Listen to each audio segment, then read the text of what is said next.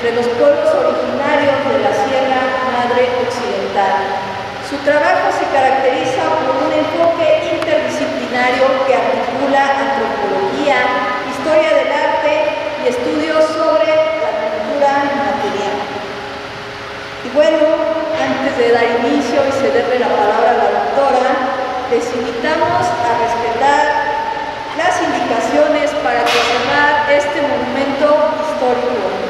No podemos recargarnos en los muros, no podemos tocarlo, las fotografías deben de ser sin flash, no podemos ingresar con bebidas ni alimentos y mantengamos por favor el celular en silencio. Ahora sí, sin más, cedemos el micrófono a la doctora. Muchas gracias.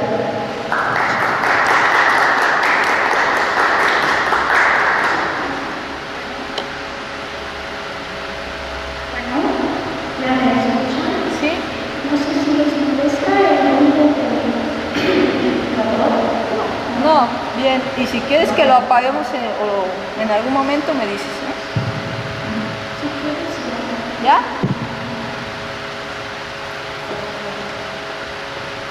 Bueno, pues buenas tardes a todos los que están aquí presentes. Es un honor acompañarlos hoy en el Museo Regional Potosino en ocasión del Día Internacional de los Museos.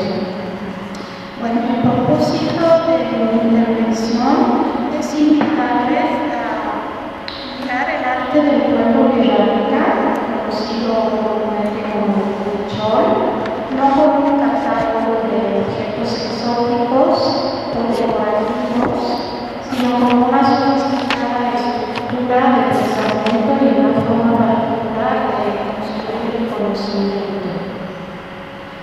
La siguiente.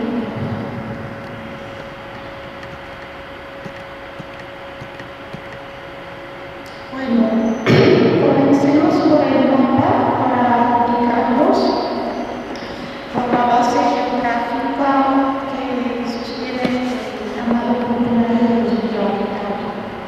Desde el punto de vista lingüístico, como sabrán los antropólogos aquí presentes, el grupo étnico Villarrica forma parte de la gran familia huasteca o Yunama, específicamente de la rama Huachol.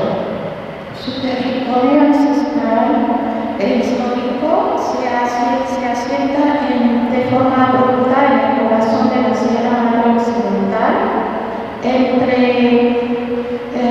las fronteras y los estados de Jalisco, Nayarit, Durango y Zacatecas.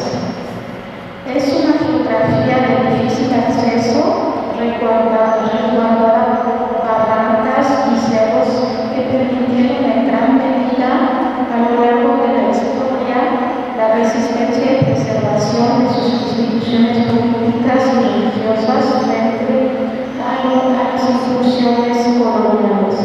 También hay que recordar que el territorio de los Coras y de los Huicholes fue oficialmente conquistado bastante tarde en 1722. Sin embargo, como veremos, las culturas no son las estáticas. En las últimas décadas, yo diría incluso desde finales del siglo XIX, de manera progresiva, la realidad social de los Millantari ha estado marcada por intensos procesos de desplazamientos e inmigración. Esto se observa particularmente durante la Guerra Cristera, que tuvo lugar a principios del siglo XX. Diversos grupos familiares han abandonado las comunidades de la sierra para establecerse de manera permanente en centros urbanos intermedios. La siguiente. Aquí hay un mapa que es más reciente y que toma en cuenta justamente estos movimientos migratorios que han dado origen a muchos más asentamientos. Entonces hay en centros urbanos intermedios y grandes capitales como Tepic, Guadalajara, Zacatecas, así como en polos de desarrollo turístico global como Puerto Vallarta, Cancún, Baja California y otros. Y bueno, aquí en San Luis Potosí también hay algunas familias que se han instalado, que yo sepa, en la ciudad de San Luis Potosí y en Real de 14. Es precisamente en el altiplano potosino donde se abunda el cordón umbilical que une la plástica contemporánea con el corazón de su espiritualidad. La siguiente. No, perdón, la siguiente. Sí,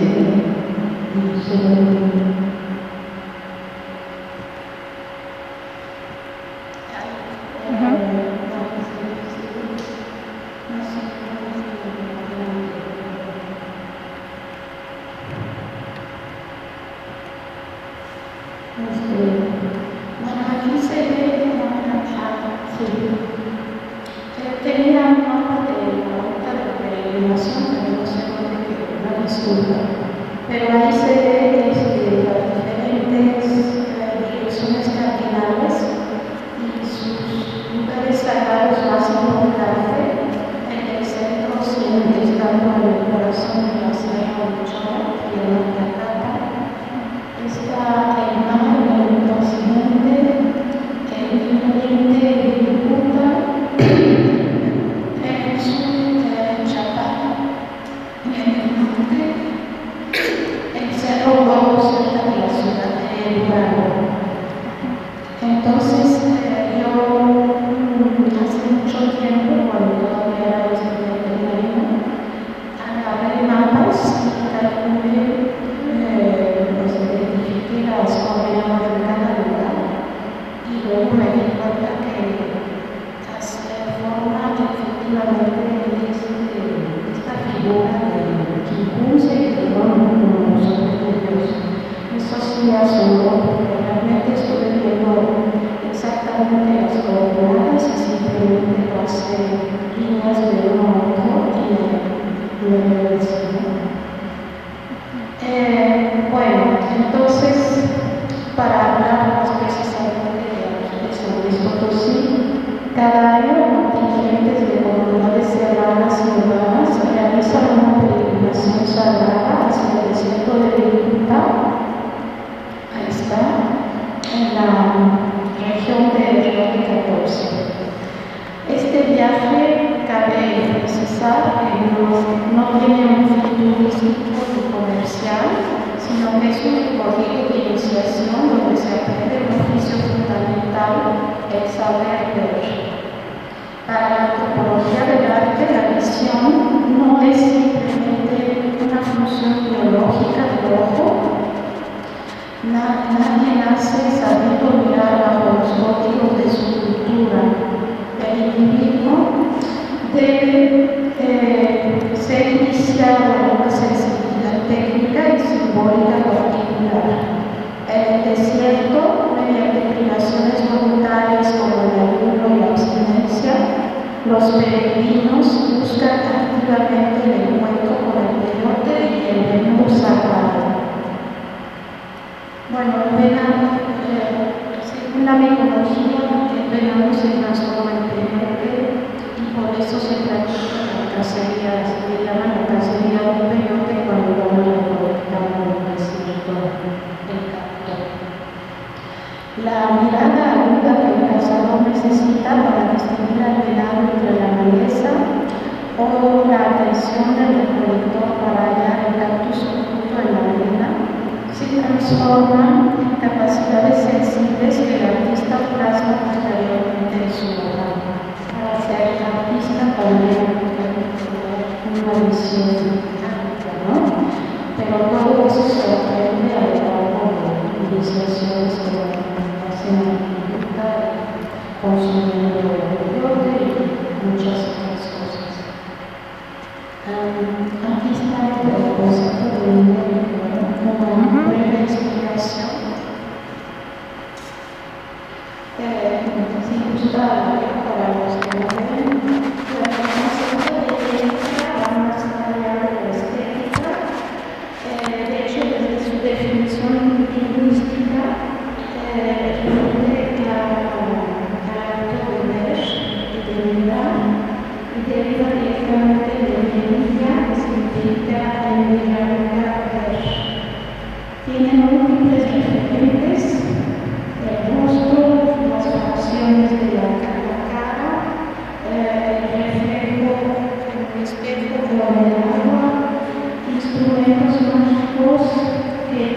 un rol endémico donde se debe hacia el mundo de los antepasados.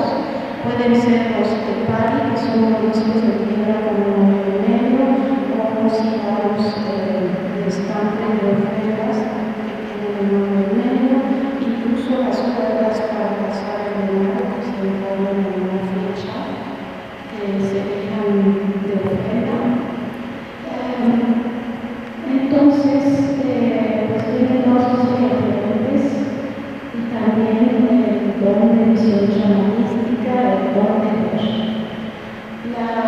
Yo identifiqué una doble dimensión visual, o sea, hay varias, como ese tipo, diferentes experiencias visuales que tienen diferentes niveles, y lo que yo identifiqué la visión ordinaria de la que les acabo de hablar, que es la percepción humana parcial limitada a la superficie terrestre y a la vida cotidiana, como lo que les acabo de decir, la elaboración de obras de artesanía o de arte, la elaboración de ofrendas, la cacería de venado, también caza de jabalí y otros pequeños animales como tejones o ardillas. Y el don de ver es otra manera de percibir el mundo y de ejercer la visión, la mirada, que es una capacidad chamanística para escudriñar el cosmos, el mundo de los ancestros, y también lo puse aquí, pero al curar, porque el maracame también es un aldeo. Entonces, al curar, algunos usan un pequeño espejo redondo que también es mímica, y para ver adentro del cuerpo del paciente y la enfermedad que forma y describe las formas y los colores de la enfermedad. Es como una especie de rayos X espiritual.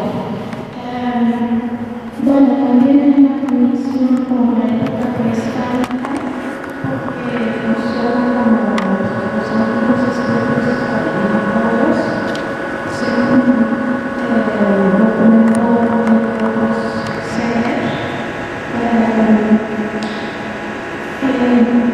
cuando había de la obsidiana volcánica, respecto de la obsidiana de la industria de la planeta se usa más fácilmente, que tenemos significado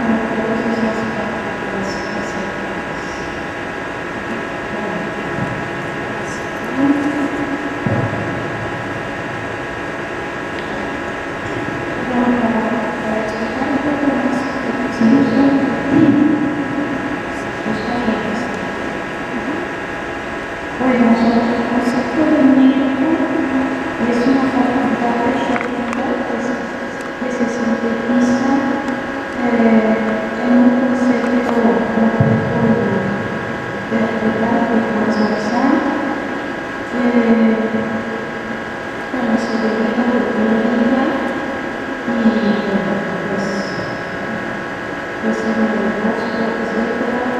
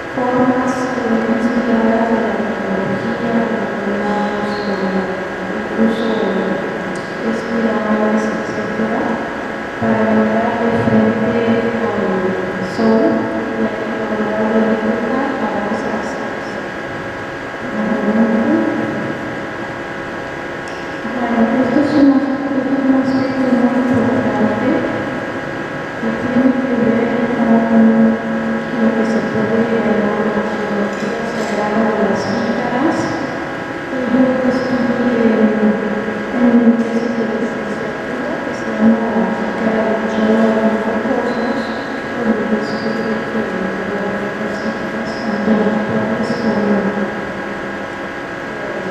comerciales tienen una estructura básica que remite a la forma de cosa de la tierra, siendo una parte superior de la tierra, la parte celeste del cielo. O sea, se completa la tierra con una parte celeste. Sí, claro.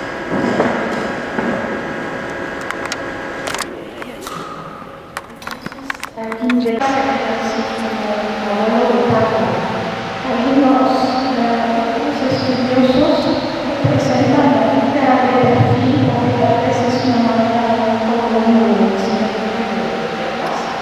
pero no se puede ver desde arriba justamente, porque así se entiende que forma parte del cosmos o una cultura del mundo.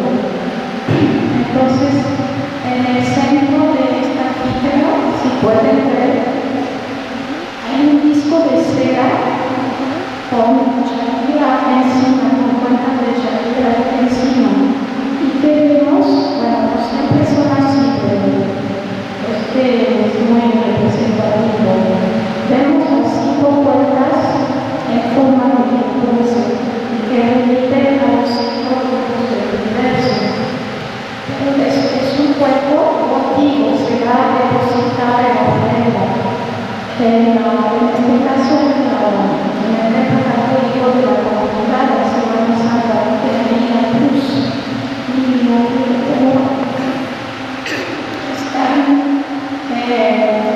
está el canto ovino y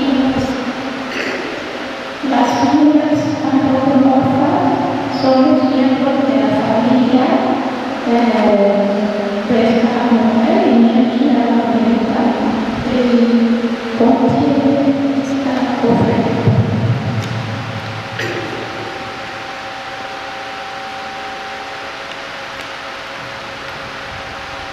Bueno, encima de este cuerpo, cuando ya se va a depositar, se colocan otras ofrendas como velas, como flechas, con las pequeñas ofrendas, objetos de pinturas, se colocan a veces piedras, etc. Puede haber también elotes de maíz sagrado, muchas cosas. Y entonces esto es lo que le da su tridimensionalidad. Mientras que la guitarra que se dedica al comercio no se puede tratar de la misma manera. No recibe objetos encima. Entonces lo que descubre es que el artista recurre al dibujo simétrico y geométrico de 6 secciones. Ya no son 5 puntos. Generalmente las guitarras comerciales se dividen de una forma diferente. Entonces me pregunté por qué. Y pues la explicación es platicada con los muchos de los artistas y artesanos que conocí. Para ellos tienen la idea de que el objeto debe estar completo. Entonces, completo pues remite a esta idea de mundo completo, ¿no? Entonces, estos motivos que nacen de un centro como los que realmente escribidores de ella y usan la mentalidad natural de las guitarras con contrastes cromáticos. Primero, esos contrastes cromáticos construyen una ilusión de profundidad tridimensional y los 6 puntos remiten a un sismo que conecta el fenómeno con la energía celeste más siguiente. No sé si alcanzan a ver. Lo que me explicaron, bueno, ven el robo a punto del círculo, ¿no?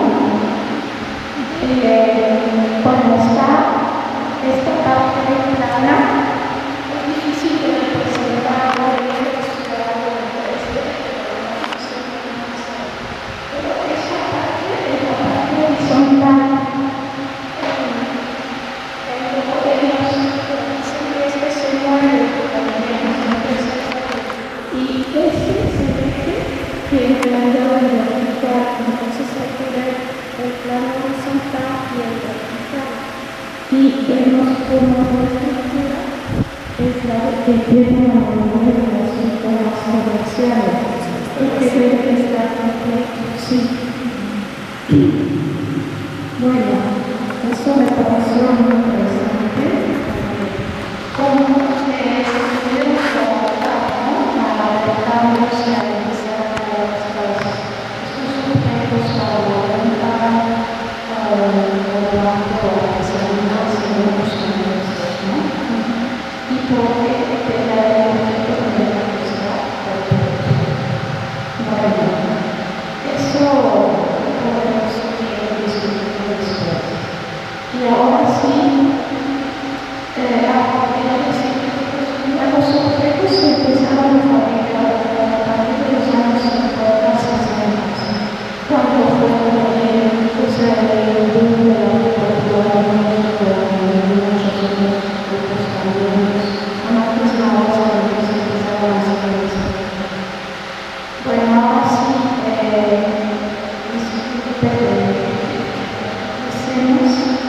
¿Nos regresamos?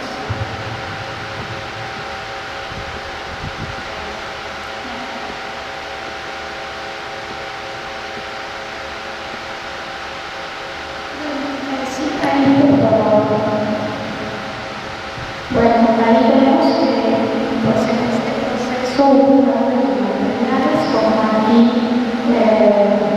pues antes las chicas siempre se pintaban con pinturas de colores, montones, mezclados con aceite de chila o otros aceites naturales que se sacaban de semillas y también para los objetos visuales empezaron a usar materiales más recientes como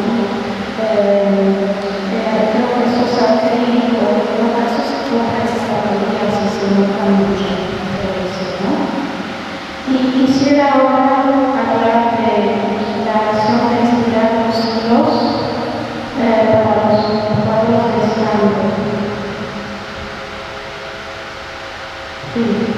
Bueno, el gesto de pegar los hilos sobre una capa de cera como la técnica antigua de mosaico que se practicaba desde la época prehispánica y el no es algo tiene todo un trasfondo mitológico que quisiera presentarles. Entonces, a pesar de estos cambios, yo lo que encontré es que lo que verdaderamente sobrevive la parte de la composición plástica, como vemos que se basa en la composición de algunos espacios rocosos, también están los gestos. Y lo que sobrevive al paso de los siglos también son estos gestos para crear las obras. La acción de estirar los hilos para conformar las espirales que limitan un poco el estable o abajo de Dios, de sus raíces en la mitología isoamericana y local de la Sierra Madre Occidental. Un antiguo mito maya recopilado por el antropólogo a inicios del siglo XX, la siguiente, pues recolectó esta narración. Esta narración aquí dispuse algunos fragmentos, algunas me parecieron más importantes y lo voy a resumir aquí. Relata que en los albores del tiempo, la Sierra Madre, la diosa primigenia, formó a los dioses como algo muy puro. Aquí ven que el material del algodón es extremadamente importante. Y en un inicio, los hilos de los cuadros de estambre, que eran justamente de algodón, vemos que en los materiales hay que prestar atención y ver qué trasfondo significa eso. Y para salvarlos de las aguas de una laguna, porque fue la época mitológica en que toda la tierra estaba cubierta de agua, todavía no existía la tierra, pues. Entonces ella empezó y agarró sus cabellos y los estiró y usando en forma de cruz sobre las fechas de la estrella de la mañana, que era como pasado Dios, y los tejió en una espiral ascendente alrededor de un punto cero de forma. Al ordenarles a los dioses que pisaran esa estructura, les dio una columna de lodo. El tejido, entonces, pisaron y lanzaron sobre esa columna de lodo, lo puso en medio de este lago con sus hijos contados, que es como uno de Dios. El tejido se expandió, el lodo se volvió se mezcló con el tejido y se expandió hasta la forma definitiva al mundo, la superficie terrestre. Así, después de una pesada contemporánea, respira un mundo que está con la cera, sobre la cera, está repitiendo repetidamente el gesto divino que fundó en Jesús. Bueno, el aspecto me parece también apasionante de explorar.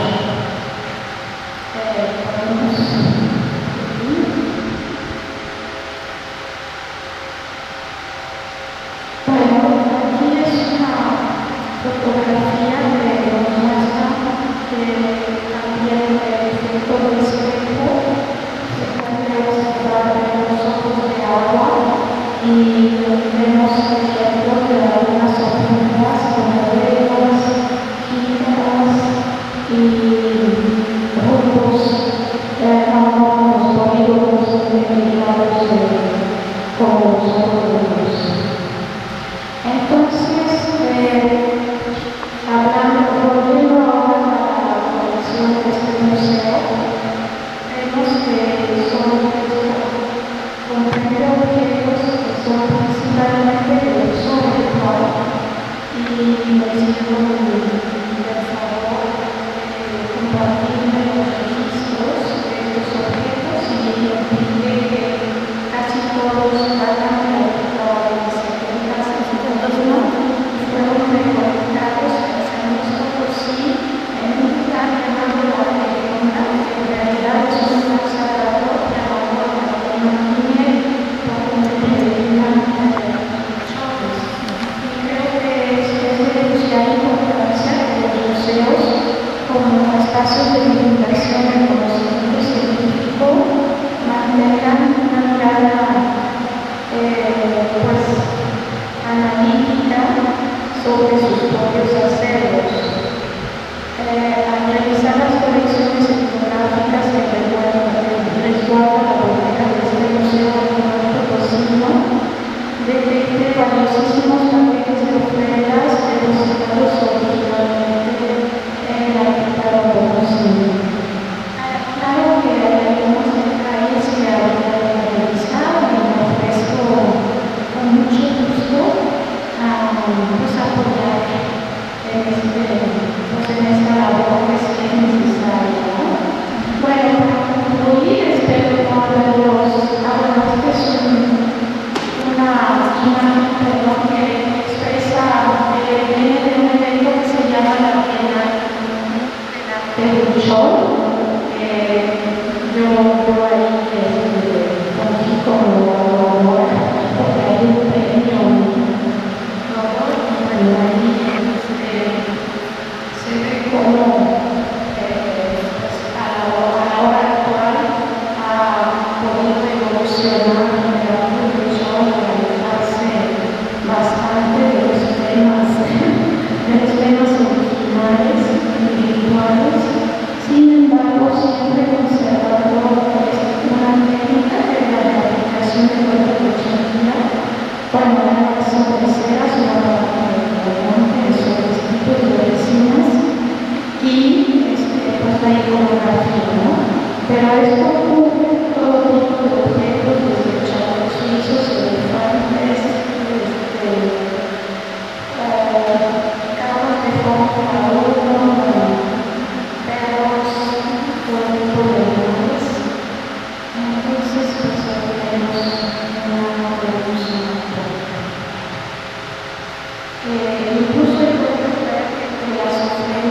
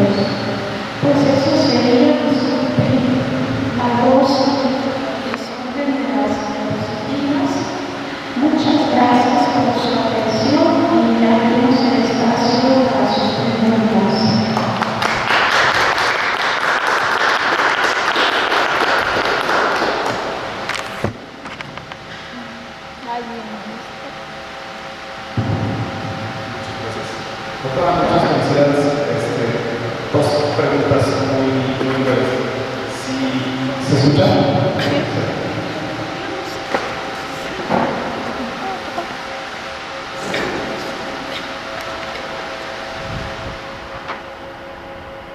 Muchas gracias.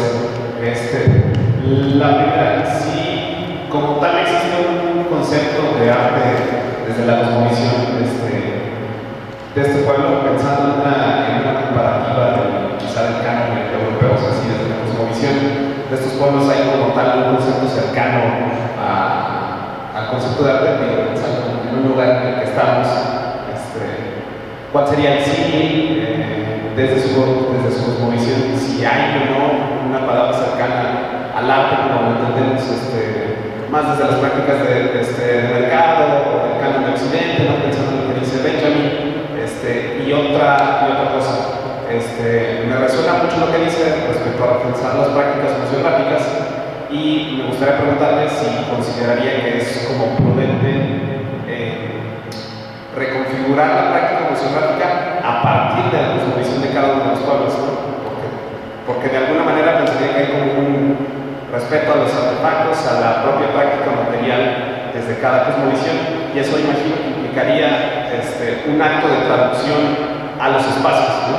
Que quizá no necesariamente obedece a la manera convencional del cubo blanco o en cómo se conforma una museografía, ¿no? Entonces esas dos cositas, sí, pienso que hay un concepto como tal de arte desde esta cosmovisión, y la otra respecto a repensar la práctica museográfica, ¿no? Que imagino que demandaría una reconfiguración del espacio y demás, ¿no? Eso sería todo. Muchas gracias.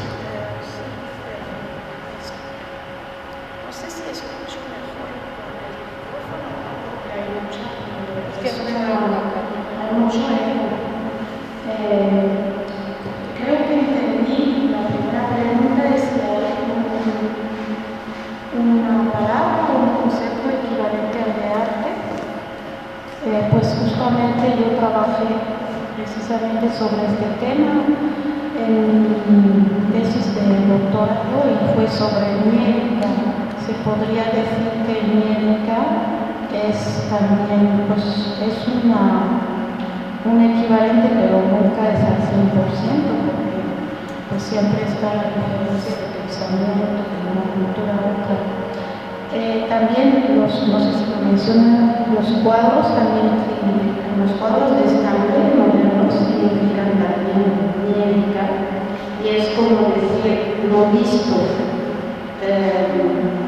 porque remite a estos sueños o visiones que tienen los peregrinos cuando dicen que reciben un mensaje de los antepasados y se inspiran en las imágenes que, según dicen, les mandan, ¿no? Son dadas por estos antepasados. En particular, el antepasado es como un héroe cultural un poco equivalente a Quetzalcóatl, que está más situado en el mayor del Lago Azul, que es el inspirador de los chamanes, de los artistas, ¿no? Nos hace pensar un poco también en los toltecas, ¿no? En los toltecas como los artistas, los sabios, los que conocen las técnicas, etc. Un refinamiento de la cultura, de las artes. Y bueno, entonces mi hipótesis sería que si uno analiza todos los múltiples significados de miética, podría ser el equivalente. ¿También se asumen como artistas? ¿Y también se asumen como artistas? Es decir, concatenado a ese... Si también se... Que si también se asumen como artistas, o sea, pensando en que miética sería equivalente, ¿cómo se conciben ellos? ¿Aplica que ellos mismos se asumen como artistas? Ah, claro, sí.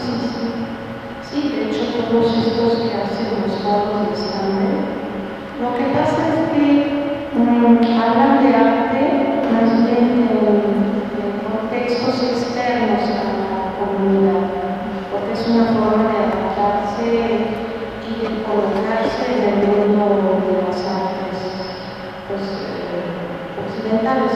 aunque a ellos los colocan en las áreas étnicas de las artes populares o en las artes, incluso a veces primitivas, etc., o indígenas, ¿no? Pero en realidad no les importa tanto, porque cuando están en un contexto donde se vive artesanía, son artesanos, o son los grandes maestros del arte popular. Realmente ellos se colocan ahí para poder exhibir sus obras y venderlas, ¿no? Pero internamente la concepción es totalmente diferente. Pero sí hace una diferencia entre los militantes, los objetos, pero principalmente los militantes que se hicieron, que se crearon a partir de una experiencias rituales iniciáticas, y los que realmente son copias de otros que se hacen en serie. Entonces, pues sí hacen esa misma distinción entre artista y artesano. Y pues también a nivel de ingresos es enorme la diferencia, porque unas obras como esta que vimos del mamut se cotizan con precios altísimos en dólares, y pues las artesanías. En una de las finales donde asistí, adentro, eso fue en un hotel que está enfrente del Auditorio Nacional, está el presidente que está en Polanco. Entonces adentro estaban expuestas las piezas de arte, entre comillas, muy caras, y afuera había puestos de artesanos que vendían pues joyería de Shakira, así como aquí en el teléfono de San Francisco. Sí, pero para un antropólogo esto no debe de ser una definición a la que debemos de creer o que debemos de difundir. Es una cuestión de contexto social, la definición del arte o de la artesanía.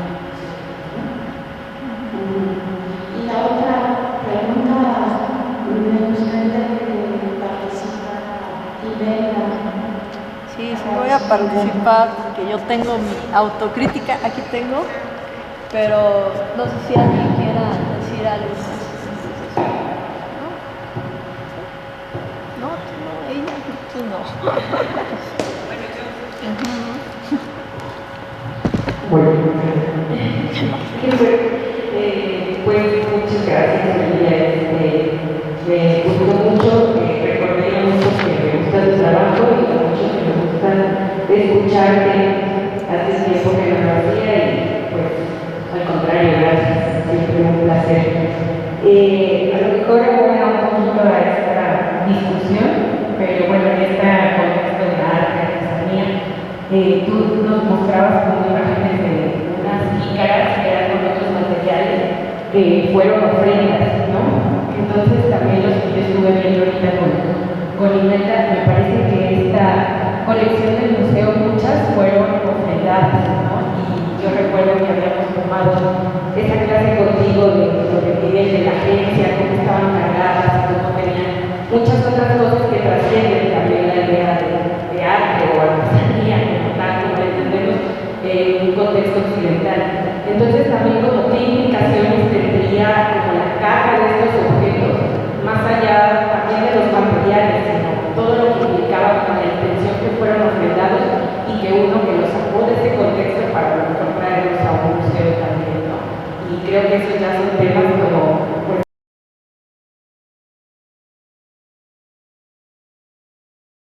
así que ya más profundos que seguramente ustedes pueden darnos más luz con estas reflexiones. Pues gracias, Imelda, por estas iniciativas de conferencia. ¿Quieres decir algo?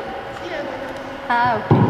Pues bueno, yo, segunda parte de museos, pero me quedé pensando en la Bienal, ¿no? En la Bienal, en este arte de este mamut carísimo. Y yo me pregunto, ¿realmente eso quién lo hace? O sea, porque a veces hay muchos artistas súper conceptuales que agarran como todo la idea o los patrones huicholes, si quieres, y los hace en ellos, ¿no? Y realmente es que no hay pues un especialista o un artista wixárika, ¿no? Sino que más bien agarran como ya todo el patrón, o sea, ¿cómo se llama eso? Sí, pero tiene un concepto que se está usando mucho que ahorita no me acuerdo. Y los wixárika afuera, ¿no? Extractivismo, ¿no? O sea, el extractivismo epistémico, ¿no? Y cosmológico y todo eso. Entonces, me dices que tú fuiste un jurado,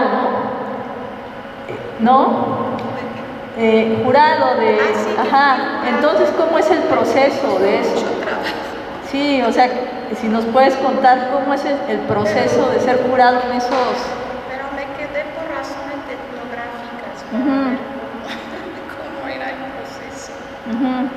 No, realmente estos objetos de la Bienal y de otros espacios así, incluso he visto tiendas en Polanco donde hay este tipo de obras, que lo que yo pude investigar por los tierras es que en realidad son unos que tienen, son personas que tienen estudios de diseño, como el famoso estudio de Menchaca, ese es César Menchaca, que es un caso. Y en realidad ellos contratan a huicholes, pero con maquila. O sea, tienen sus manitas ahí, los que forman de Shakira, les pagan un poco y pues el resultado es así, pues, esas piezas carísimas, cosas. Y lo que dice abajo es texto de Menchaca, no dice De los creadores.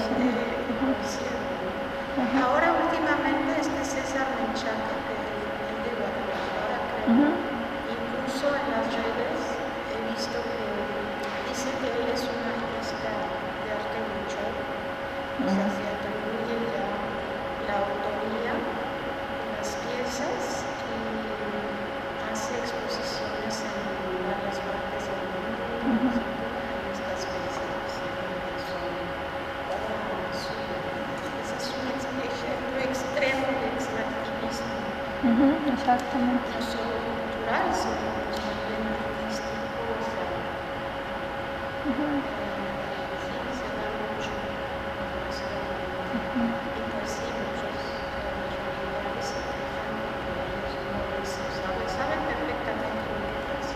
Pero pues ya son niveles tanto, pues son niveles ya de círculos de poder contra lo que es muy difícil pues oponerse.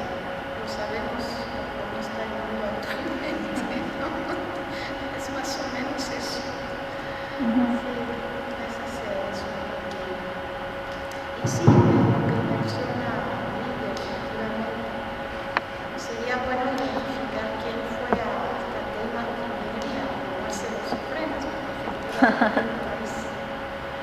yo he acompañado en varias peregrinaciones a los peregrinos y caballeros y en Catema depositaban las ofrendas y luego veía que iban esos niños chilenos a recolectarlos y era para venderlos.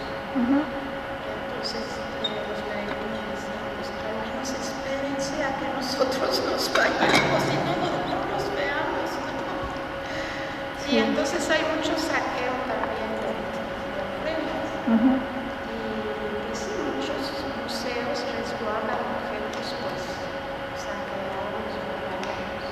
Eso es algo muy difundido en todo el mundo, lo cual no lo justifica, pero por lo menos se puede explicar en las células, en la información. Y tal vez intenta entender que no es que estemos actualmente de acuerdo, pero pues así era antes.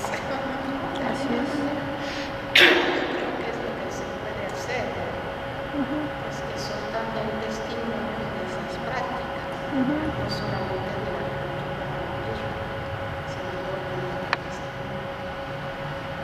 pues, las gentes, bueno, hay un autor, Thierry Bonneau, y algunos otros, que trabajan sobre la vida de los objetos. Entonces es muy interesante, es una idea de vida. Pues ahí se podría organizar una exposición con esa idea rectora que haga reflexionar a los visitantes sobre las distintas vidas de los objetos, la forma en que fueron inventados, etc. La historia, etc. Quizás no sé si alguno puede resarcir un poco. Es lo que se hizo en la vida. No sé cómo ven ustedes que hay.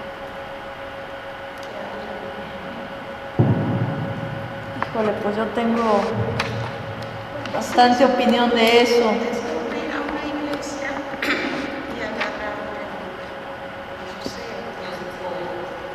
Existe eso también, ¿no? También También pasa, existe, sí. creo.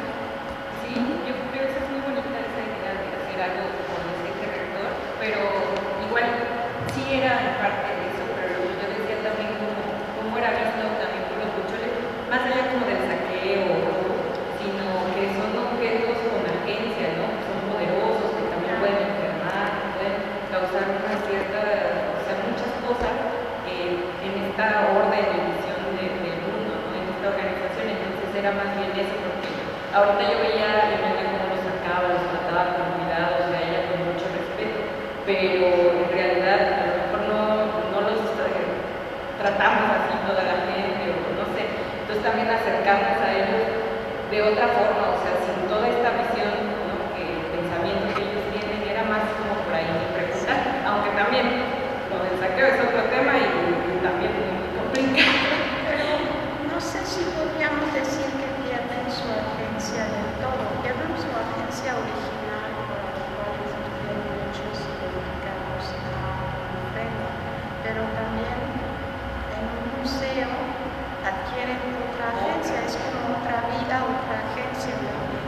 Pero sí hay un problema a nivel de la organización de las colecciones que también viene, no sé que no había muchos, pues en casi prácticamente todos, es que los separan, por ejemplo, porque son paquetes de ofrenda, es como los sacred bundles, o sea, los paquetes sagrados incluso de los mexicas y de muchos pueblos prehispánicos.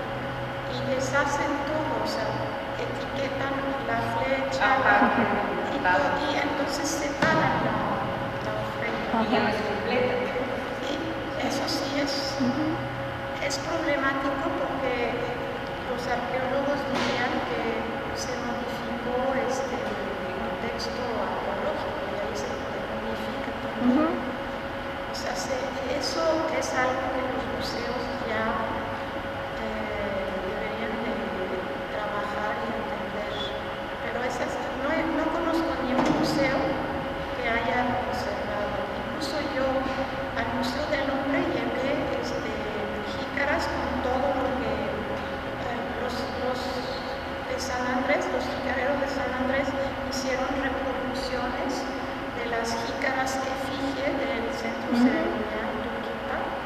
Entonces las entregaron en la jícara con sus figuras y encima había piedras, unas tenían un meteorito y pues también flechas y todo. Y eso que mostré fotos de cómo era en su contexto original Para que se pusieran así. O sea, guardaron el registro, pero en las botellas estas. Y a la hora de exponer se supone que vuelven a poner, porque está la de Purichica, que es la del maíz, que tiene unos maíces y otras cosas, y los maíces están amarrados con una faja, porque en ciertos rituales se construye también música con hojas de maíz y se le pone una faja con la hoja es importante. Eso sí, si no se pone el registro, toma el registro de cómo estaba pues, en su contexto, entonces ya se pierde esa información que sí es importante. Yo insistí mucho en el que pone para que, o sea, hasta le llevé la foto, así debe de estar. Pero a la hora de, pues ¿cómo se dice? De clasificar y todo, se etiqueta cada cosa, porque la visión, ahí también está la visión occidental, que es el objeto. Es como el objeto se basta a sí mismo, ¿no? Es esa idea. Y ahí no es así. Es un perder de vista y pensar.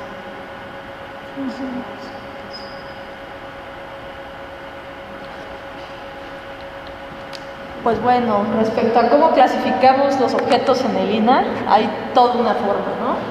Y generalmente la pauta sí la han dictado mucho las piezas arqueológicas, ¿no? Que son mucho de nuestras colecciones. Entonces, para asignar un número de catálogo o de inventario, privilegiamos si es una pieza completa, ¿no? Y lo vale por sí. Cuando son, por ejemplo, algunas piezas que son fragmentos, por ejemplo, cuentas, ¿no?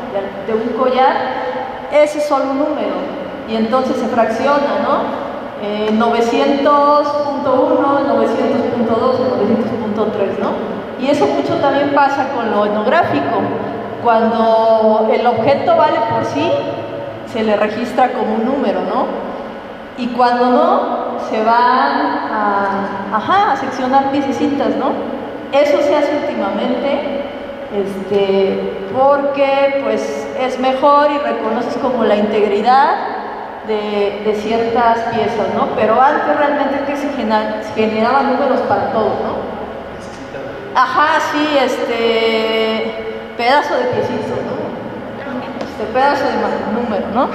Y ahorita ya se está trabajando de manera diferente, pero aún así, pues no logra salvar como el contexto, como todas las ofrendas o así, ¿no? En conjuntos. Eso es muy difícil y como dices tú, yo creo que ningún museo lo tiene, al menos no de los del INAH, ¿no? No, sí, porque los conozco. Pero bueno, más bien les quiero contar la historia de esta colección, ¿no? Que es como la historia propia de cómo yo llego con esta colección y con el museo. Yo tengo el museo como desde hace unos 3 años a cargo y entonces lo que pasaba es que yo solo tenía acceso a los números de inventario, ¿no? Y en esos catálogos yo veía fotos nada más de los años 2000 que nunca habían sido actualizadas, ¿no? No, permíteme. Pero yo no podía acceder a las piezas, básicamente porque yo había un encargado de esa área y era así todo un trámite poder hacer como la diligencia para que me tuviera el acceso a las piezas, ¿no? Entonces, pues nada, esta persona se jubila, afortunadamente, y entonces es cuando yo ya le puedo entrar a la bodega de piezas, ¿no? De manera completa, y eso fue no hace mucho, ¿no? Medio año atrás empezamos a limpiar el polvo que tenía acumulado de 20 años, empezamos a redescubrirla, yo y otro compañero restaurador que me mandaron de México, empezamos con las colecciones arqueológicas, que básicamente nuestro museo es arqueológico, ¿no? Empezamos a limpiarlas, a conocerlas, a reconocerlas, a volver a tomar fotografías apenas, ¿no? A actualizarlas, a volver a catalogarlas, ¿no? Y eso fue pues toda una chambota. Después de todo ese progreso de varios anaqueles, hace muy poco llegué a lo etnográfico, ¿no? Llegué a lo etnográfico y empiezo a ver algunas cajas, ¿no? Y en esas cajas veo lo que para mí es muy importante, una colección Tene, y me emocioné muchísimo, ¿no? porque había ballenes, o sea, que esquemes pues de los años 70, justo de estos años, y otras cosas. Y entonces hice con un compañero que tengo en el Museo Casa Carranza, Leopoldo, una exposición, ¿no? Fue todo un rollo llevarnos esas piezas para allá, que los dos somos de línea, ¿no? Pero pues entonces ya luego dije, pues tenemos una importante colección y todavía no la sacaba toda y no la conocía, ¿no? Y dije, ¿cómo es posible que tengamos una colección muy rica y no le damos lugar? Yo hace algunos años, cuando llegué, solo pude tener acceso a unas cuantas y las mandé a sala, ¿no? Y todavía me decían, ¿por qué? Estas son nuestras salas permanentes, no se tienen que modificar, ¿no? Lo típico que hacen las personas de los museos, ¿no? Y yo ahí contracorriente, no, pues sí se pueden modificar, ¿no? Y se tienen que conocer. Y pues nada, ahorita viene el Día Internacional de los Museos y digo, pues es momento de sacar nuestras colecciones etnográficas, ¿no? Y entonces me acuerdo de esto, por supuesto me acuerdo de Olivia diario, y dije, pues sí, hay que armarles un espacio, ¿no? Y pues es algo que acaba de pasar, ¿no? Casi. Empecé a tomarle las fotos apenas, y lo único que yo sabía de esto, pues sí, o sea, eran las fichas que tenía de hace 20 y algo años, todas de 2 megapíxeles, yo creo, súper chiquitas, y súper mal catalogadas, ¿no? ¿Por qué? Porque de quien creó ese catálogo obviamente no era ningún especialista, como no era un especialista nadie de lo etnográfico. Cuando yo llegué a lo TENEC decía colección Huichol, ¿no? Cuando llego a esta nada más algunas dicen chichimeca, ¿no? Ajá, Ajá, y entonces pues Olivia después me pide y yo le mando un audio, esos días he estado muy ocupada, pero le mando un audio súper apenada, estas fichas no sirven para nada porque tú sabes más de lo que te puede decir, ¿no? Y estamos más bien como en un proceso de reescribirlas, de rehacerlas, pero pues ahí va, ¿no? Y sí, más o menos es la historia de esas piezas, como de un montón de cosas de la colección etnográfica del museo, donde el museo básicamente es un museo de corte arqueológico, en donde efectivamente cómo llegaron aquí, pues fueron una donación de los años 70, y cómo llegaban, pues las traían estos terratenientes grandes del altiplano, ¿no? Que a veces se dedicaban a ese saqueo, hay que reconocerlo. Porque muchas de nuestras colecciones sí son donaciones, pero son de coleccionistas muy importantes de esa época, ¿no? O sea, tenemos... Ahorita tenemos mucho de... La chica de restauración está trabajando puros cosas, tepalcates y cosas de Joaquín Meade. Una colección muy grande de Joaquín Meade. Ellos eran coleccionistas que compraban arte o se hacían de grandes cosas, y muchas fueron a parar a este museo y a otros tantos.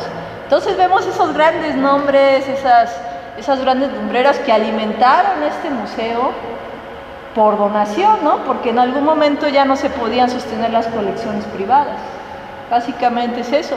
Y esto no es decepción, como no es decepción ninguna de las muchas colecciones de Lina que se hicieron antes de los años 90, ¿no? Ya después por legislación ya no pudo entrar nada a Lina que no fuera a partir de un proyecto de salvamento o de investigación arqueológico, etnográfico, etcétera, ¿no? Y ya más bien lo que vienen a donar, más bien les pedimos que no, que lo registren, ¿no? Y que no se los vamos a quitar, sino que ellos sean los custodios de su patrimonio, ¿no? La gente no sigue entendiendo, a veces pues quiere vendérnoslo, ¿no?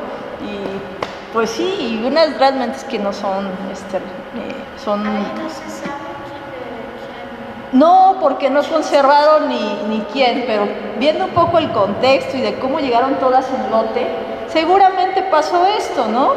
Ahí una persona muy poderosa de allá que se dedicaban a hacer de grandes colecciones, en algún momento las trajo al museo. Y pues bueno, les invito a que pasen a conocerlas, están así. Ahora, debe haber nuevas formas, porque por ejemplo en el templo mayor se ve que las ofrendas están expuestas así como como las están encontrando. Ajá. Sí, ya hay varias maneras de hacerlo, ¿no? Deben de tener una manera de clasificar eso, Ujú. que permita. Ujú. Sí, pues últimamente, bueno, en el proyecto el PAU se llama, de antropología urbana del centro de México, pues está haciendo eso, recuperar toda la ofrenda porque ya es muy valiosa en sí, ¿no? Cuando antes la desmembrabas y quedaban distintos museos. Ahorita ya se está haciendo así, ¿no? Por una cuestión también política, ¿no? Pero en muchos museos como o sea, no llegaron así, ¿no? Los fragmentos sin contexto, ajá, y ahora pues ojalá que quienes sigan trabajando tanto con arqueología como con etnografía puedan recuperar todo el contexto y se puedan exhibir de esa manera, ¿no? Para dignificarlas, al menos, ¿no? Que creo que sí, la museología está cambiando mucho, ¿no? Y la museografía con ello también, ¿no? Pero yo creo que a nosotros como INA nos queda mucho camino por hacer, ¿no? Uh-huh. Y pues bueno, ahora sí, le doy el reconocimiento a Olivia y después, ¿qué pasó? Sí funciona. No, bien fuerte. El Instituto Nacional de Antropología e Historia otorga el presente reconocimiento a la doctora Olivia Serena Gil por presentar la conferencia titulada Artes, Experiencias Visuales de los